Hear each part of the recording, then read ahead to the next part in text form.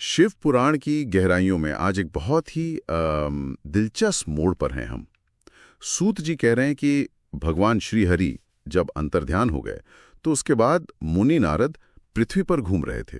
हाँ, विचरण कर रहे थे और भक्ति भाव से शिवलिंगों के दर्शन कर रहे थे। बिल्कुल। और तभी उनकी मुलाकात होती है दो शिव गणों से। और ये कोई आम शिवगण नहीं थे, ये वही थे, याद है, जिन्हें नारद जी ने पहले कभी श्राप दिया था। हाँ, श्रीमती के स्वयंवर वाला किस्सा। हाँ, जब वो माया के प्रभाव में थे। तो मतलब एक तरह से पुराना हिसाब सामने आ गया। सही कहा। तो आज हम इसी पर बात करेंगे कि ये श्राप वाली बात कैसे खुली, शिवगणों ने क्या कहा, और इस पूरे अनुभव ने नारद मुनि को शिव तत्व के ज्ञान की तरफ कैसे और ज्यादा धकेला। ये सिर्फ कहानी नहीं है, एक तरह से ज्ञान की यात्रा है ये। बिल्कुल। तो शुरुआत होती है जब उस शिवगण नारद जी के पास आते हैं और आते ही उनके पैरों में गिर पड़ते हैं। ओह, क्षमा मांगने के लिए? हाँ, क्षमा याचना के लिए, और मानते हैं कि देखिए, स्वयंवर में हमने आपका अपराध तो किया, पर उस वक्त हमारा मन वो मोहित था, कंट्रोल में नहीं था। और साथ में ये भी कहते हैं कि आपने जो श्राप दिया वो भी कोई आपका व्यक्तिगत क्रोध नहीं था, वो तो परमेश्वर की ही प्रेरणा थी, मतलब हमारे कर्म का फल था। क्या बात है, ये समर्पण तो गजब का है। पर नारद जी ने क्या कहा? उन्होंने भी अपनी तरफ से कुछ स्पष्ट किया?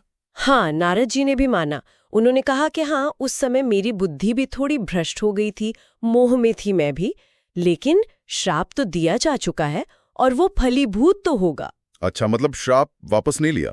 नहीं, लेकिन उसका परिणाम समझाया।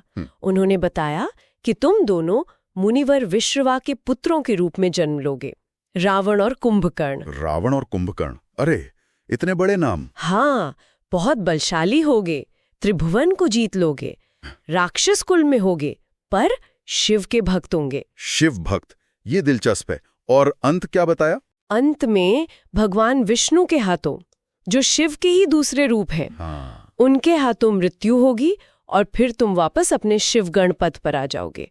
तो एक तरह से श्राप भी मुक्ति का रास्ता बन गया। वाह, ये सुनकर तो शिवगण संतुष्ट हो गए होंगे। बिल्कुल। हाँ, वो तो संतुष्ट होकर चले गए, पर नारद जी पर इसका गहरा असर हुआ। शिव की लीला की ये विचित्रता देखकर उनकी भक्ति और बढ़ गई। अच्छा, तो फिर उन्होंने क्या किया?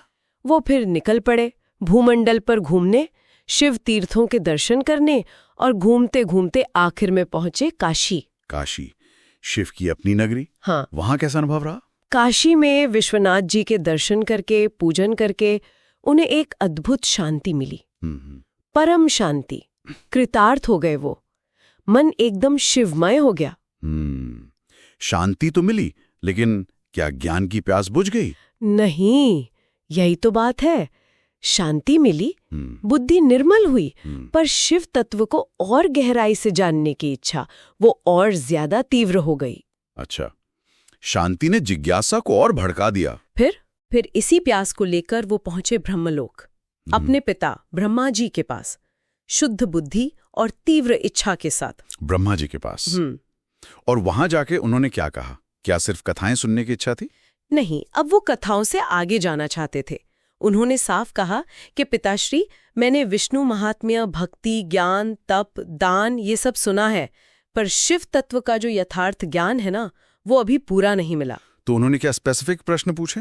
बहुत गहरे सवाल पूछे, जैसे शिव का असली स्वरूप क्या है, निर्गुण भी सगुण भी, वो क्या तत्व है, उनकी सही पूजा विधि क्या है, उनके अलग अलग चरित्रों के पीछे का रहस्य क्या है, वो प्रकट कैसे हुए, उनका विवाह कैसे हुआ, उनका गृहस्थ जीवन कैसा था, शिव और शिवा का आविर्भाव कैसे हुआ, कार्तिकेय का जन्म, इन सब के पीछे का मूल तत्व क्या है। ये तो वाकई बहुत गूढ़ प्रश्न है। मतलब अब वो सिर्फ कहानियों से संतुष्ट नहीं थे, बल्कि उसके पीछे के परम सत्य को समझना चाहते थे। बिल्कुल।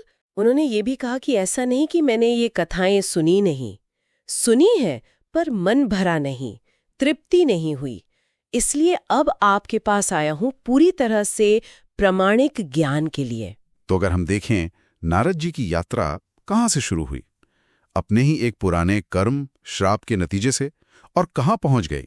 शिव के परम रहस्य की एक अथक खोज तक। हाँ, और काशी की उस शांति ने जैसे उन्हें बाहरी दुनिया से खींचकर अंदर के ज्ञान की तरफ मोड़ दिया। सही। उनके ये प्रश्न शिव का स्वरूप, पूजा विधि, लीला का रहस्य, प्राकट्य, विवाह, शिव शिवा, कार्तिकेय, ये सब दिखाते हैं कि उनकी प्यास कितनी गहरी थी। बिल्कुल, सतही ज्ञान से अब काम नहीं चलने वाला था।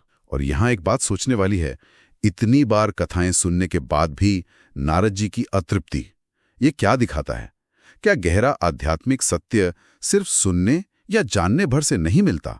क्या वो एक निरंतर खोज मांगता है, एक प्यास जो कभी बुझती नहीं? ये सवाल शायद हम सबके लिए है, एक निरंतर खोज।